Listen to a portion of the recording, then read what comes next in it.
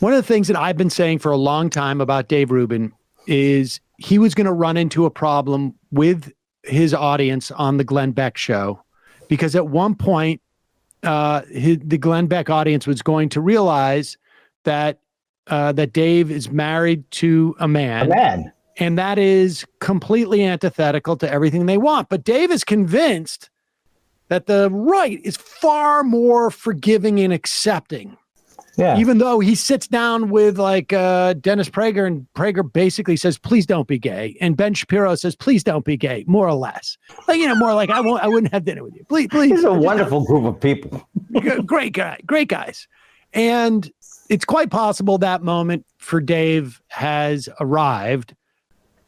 And when Matt told me this, that Dave was expecting a child because he and his husband are having a surrogate, my first response was like, damn, it's sort of sweet, A, but B, also great, because I can't wait for him to gain all this weight and have no time to do any prep. And then I realized like he's not doing any prep anyways. But it's gonna be fun. I always like it when other YouTubers end up having kids, because it's like, good luck, buddy. I always like to try and imagine what his husband is like. How could you but I always imagine that it's a normal person who's married to a monster. But they're not normal. Yeah, a little background on that. So his partner is the one who wanted to have the children. They're doing two surrogacies. They both donated sperm to two different surrogates, and his husband convinced him, basically saying, Dave said, like, I'm just so focused on my career, I never even thought about it. But too busy focused on writing jokes. But his partner wanted this, and so we have a compilation here. The first thing is from a PragerU video where Dave talks about how it's conservatives that are so open-minded. Who did this compilation? And this was Kim Possible Lies that put this compilation together on YouTube, and also put some Kishi Bashi music underneath it, which is really funny. We're gonna have to mute that, so if you want the full thing, it's Kim Possible Lies on Twitter. Go talk to some. They do exist, and they do things like watch movies, travel, and eat ethnic food. Regular people things. You know what I found out? The right, much more than the left, believes in the notion of live and let live. Ladies and gentlemen, is the true definition of tolerance.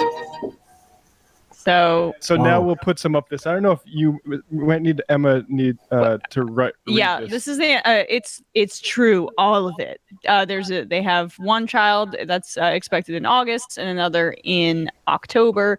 Wait, they're getting two kids? Yes. Yeah. Holy cow. And Dave is looking embarrassed in the second photo. So I don't think he's looking embarrassed. I think he realizes like, oh my God, two kids. I mean, so yeah, they announced this, like Dave did the first part of the direct message announcing this, like the first 20 minutes are him announcing show dates.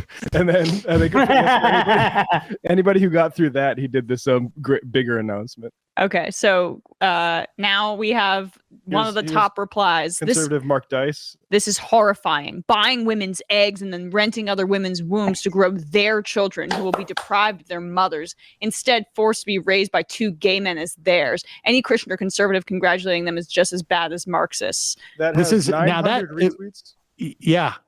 That got a lot of likes and retweets. And really? So they really are going. I thought that these people would find a way to accept anybody so they could prove that they're not anti-gay. Yeah, you know what I mean? Yeah, no. Keep going. I mean, it's just unbelievable. It's relentless. Milo Yiannopoulos, disgusting. They should both be executed. And we will maybe show the change.org petition that apparently Milo is pushing. What was that? Trying to get him. They want him. Oh my God. Milo wanted them. Oh God, I can't even canceled believe this. Almost. How does this help us with the culture war? Says Dave Riley. In the culture war, I felt sorry for the kids, so the children will never know the love of a mother. As someone who lost his mother young, I'll be feeling this children's pain. Okay, go to therapy. There's a lot of talk on the exploitation of women, which in itself is terrible. But what about the exploitation of children? Mothers are very, very important people. Every child needs one. We do important work. Children aren't lifestyle accessories. They're not getting trans kids, though, are they? They're not getting any trans kids.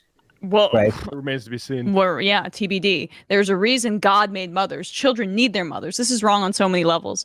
David, really appreciate you as a person. You are genuinely kind. However, what you're entering into is not a family, and it will harm those children. I hurt for you, even if you can't understand why. Like, I mean, I think we get the picture. I wonder, what these conservatives think about, say, a widower having to raise his kids. I mean, that's a tragedy, but it can be like they have zero respect for or capacity to understand that fathers can be capable parents too. I mean, of course. I mean, the amazing thing about this, though, is like, I mean, can you imagine? And again, this is something I've been saying for years. Like his Glenn Beck has even moved even more Christian right over the years. I don't know if anybody's listened to him, but it is literally, I mean, it is almost like it's all God stuff. Bill Maher said we never had to worry. Bill Maher said we never had to worry about Christians, the Christian religion. Nobody kills or does anything harmful. I think that Bill Maher's ship has sailed, so I don't need to.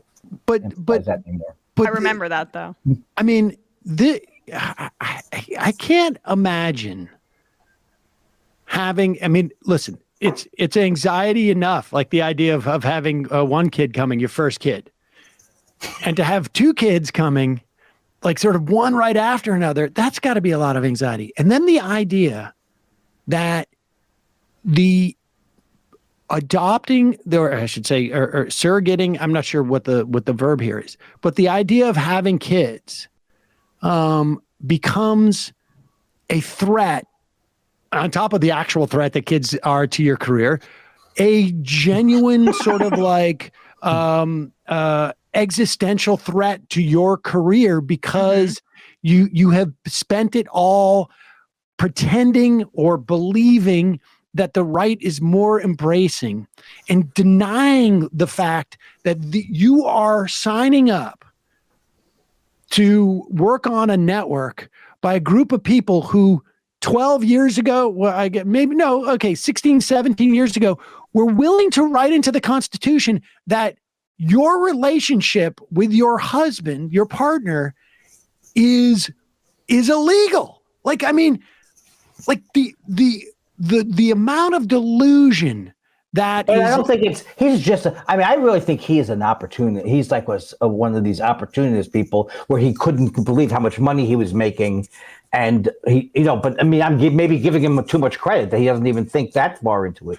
But then it's the chickens coming home to roost. It's the bigoted chickens coming home to roost for Dave. I don't feel badly for him. And I mean, I felt a little badly when I went to the change.org petition and I read the comments, and all of the top comments used the F slur about him. I did feel a little badly for a second there, but they called him Fox News. Yeah. All right. But what is he going to do though? What do you think he'll do about this? I think he's just going to go. I think he's going to. My guess would be that he's going to I think like the comedy was maybe part of it. Like maybe I need to pivot to comedy, but I think the other thing is he could just end up becoming more, trying to become even more right wing as a way of sort of like some type of trade off. I mean, I don't know. Saying he'll start to hide the fact. Well, that's the last time you're going to hear about it. He ain't going to be posting baby pictures, I don't think. I mean, maybe, but I would be very surprised. I'm shocked he even advertised this. Yeah, I mean, that speaks to his stupidity because he had zero understanding of where his audience actually stands. That's exactly it. That's what sort of makes me feel like maybe it was just delusion. Maybe he just like actually somehow convinced himself that these people were going to embrace that he was going to be some type of trailblazer. Like he doesn't fundamentally understand. Like, and right now, I mean, you go turn on Laura Ingraham tonight or yesterday or whatever day it is. She's railing on this stuff, and Tucker Carlson's railing on this stuff. I mean, the idea of two men having surrogate children and raising them without a mom. I mean, this is all the grooming that Laura Ingraham was talking about. Well, we have seen in such a short period of time things change. With when I started, I've told about this when I started comedy. Most men, if they were gay, they didn't say they were gay or Ellen.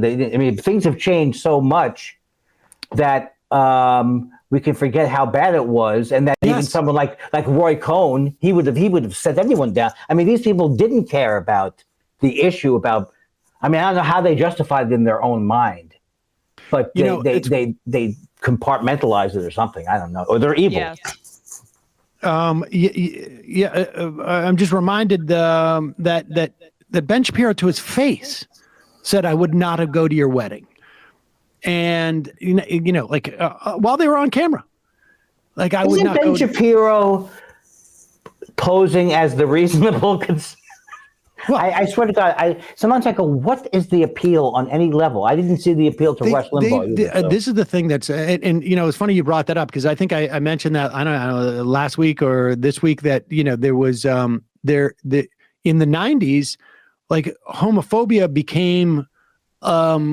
I think even more, 80s was very prominent because of AIDS.